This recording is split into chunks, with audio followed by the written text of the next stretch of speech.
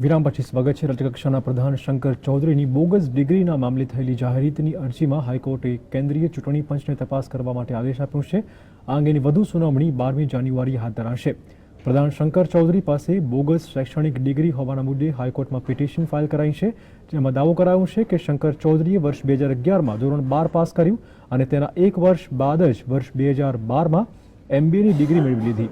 પાટણ જિલ્લાના રાધનપુર ખાતે રહેતા ફરસુભાઈ ગોકલાણી નામના અરજદાર દ્વારા ગુજરાત હાઈકોર્ટમાં એક પિટિશન દાખલ કરીને રજૂઆત કરાઈ હતી કે આ કેસમાં તેમણે ચૂંટણી કમિશનર સમક્ષ રજૂઆત કરી હતી, તેમ છતાં પણ શંકર ચૌધરી સામે કોઈ પગલાં ભરાયા નહોતા, તેમજ કોઈ પણ સરકારી એજન્સી સમક્ષ ખોટી એફિડેવિટ રજૂ કરવી એ પણ ફોજદારી ગુનો છે।